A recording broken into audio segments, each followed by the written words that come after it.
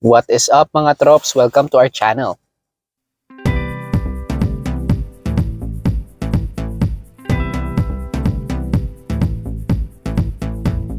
For today's video, I'm going to share with you how I filed my tax return during this tax season. Before everything else, a little bit of disclaimer. We are not a migration agent, and all the tips and tricks that we're going to discuss here in this video are based solely on our own research and experience. To give you a background, here in Australia, the financial year does not start and begin in January and December. The financial year here in Australia starts from July 1 to June 30 of the next year. Once the financial year ends, which is after June 30, you have about 3 to 4 months to file your tax returns. What I'll show you is what I've done during my first year of filing here in South Australia.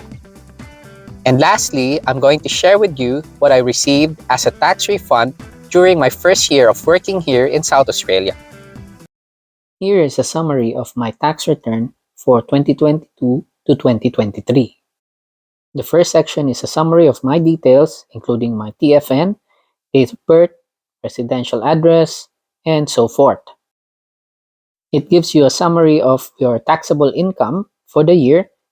ATO will ask you if you are an Australian resident for tax purposes for the full year, July 2022 to 2023.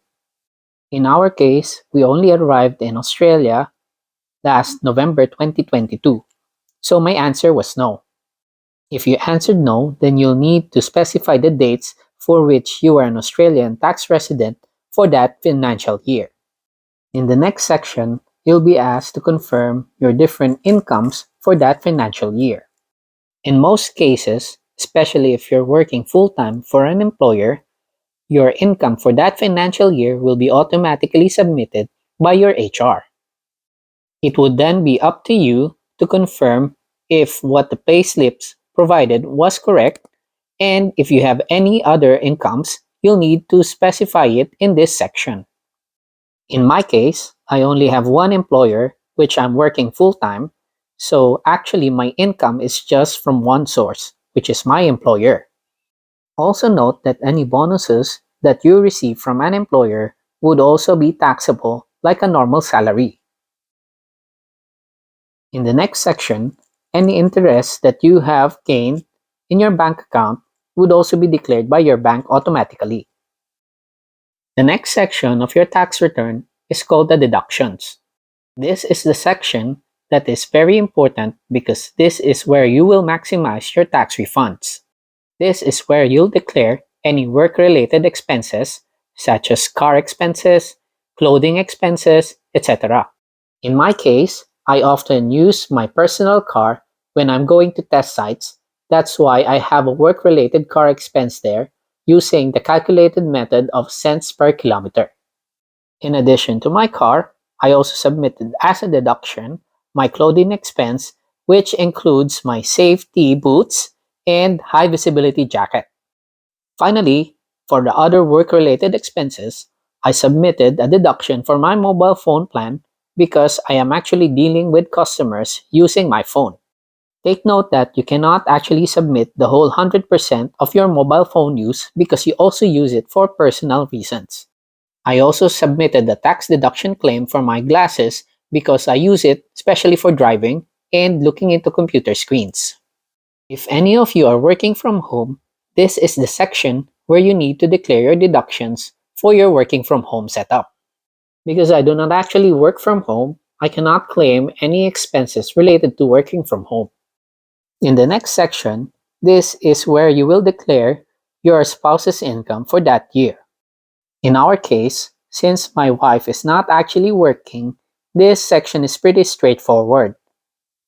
In the next section, this is where you'll declare if you want to claim your tax-free threshold for that year.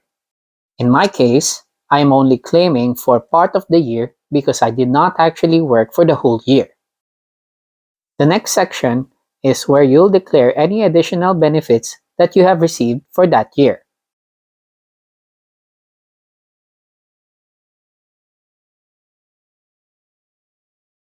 In the last section, you'll need to provide your Medicare and private health insurance details. This is where you will determine if you have a Medicare levy surcharge or if you have any exemptions for Medicare. If you have a private health insurance, you'll need the tax statement from them and input it in this section. The tax statement from the health insurance would provide all the details that you are seeing in your screens below. Before you lodge your tax return, you actually have an option to calculate all the summaries based on what you have submitted. In that summary, you will see the actual tax that you have to pay and any tax refunds that you will receive. As long as you have not clicked the Lodged button, you can actually edit your tax return as much as you want. After filling all those details, you can lodge your tax return, and after a few days, you will receive your notice of assessment. It will contain the summary of your incomes, offsets, liabilities, and other entitlements. You will also see here the amount of tax refund that you will actually receive. Your refunds or any deductions will be debited or credited to your account within 2 weeks. In my case, I received a tax refund within the range of 5,000 Australian dollars to 10,000 Australian dollars. The main reason why I received a big tax refund last year is because I did not actually work for the full year here in South Australia. The tax that was being withheld from my salary every fortnight was actually based on my annual salary. Because of that, I was actually being deducted more tax than I should have. As a result, all the excess tax that was being withheld from me was returned during the tax season. This is it for this video. I hope this video gave you an idea on how to file your tax returns come tax season. Don't forget to hit the like and subscribe button, and I'll see you in the next video. Kitakits mga trops!